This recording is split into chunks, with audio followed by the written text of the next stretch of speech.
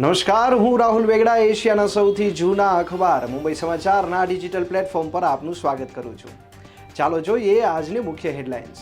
પ્રયાગરાજ મહાકુંભ વસંત પંચમીના અમૃત સ્નાન માટે મોટી સંખ્યામાં ભક્તો ઉમટ્યા. અમૃત સ્નાન માટે તંત્ર દ્વારા વિશેષ વ્યવસ્થા કરવામાં આવી. કોઈ દુર્ઘટના ન સર્જાય તે માટે તંત્ર સતત એલર્ટ મોડ પર. લીબિયા કિનારા નજીક 20 બાંગ્લાદેશીઓના મોતની આશંકા. ગેરકાયદે ઇટલી પહોંચવાના પ્રયાસમાં બોટ પલટી. પ્રયાગરાજ મહાકુંભમાં પવિત્ર ડૂબકી માટે ગુજરાત સરકારની વિશેષ વ્યવસ્થા. શ્રદ્ધાળુઓ માટે નવી 5 બસોની શરૂઆત.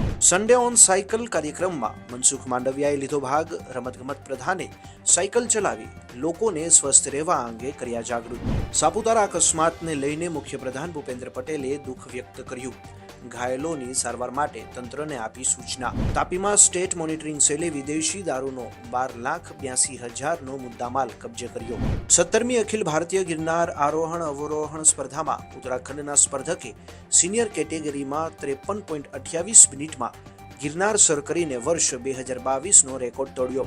ભારતની મહિલા અંડર 19 ટીમે ફાઇનલમાં 83 રનના ટાર્ગેટને ચેઝ કરીને દક્ષિણ આફ્રિકા સામે 9 વિકેટથી વિજય મેળવીને ટ્રોફી જીતી. તો આ હતી આજની મુખ્ય હેડલાઇન્સ. આવા જ માહિતીસભર વિડીયોઝ અને મહત્વની અપડેટ્સ માટે જોતા રહો મુંબઈ સમાચારનું ડિજિટલ પ્લેટફોર્મ.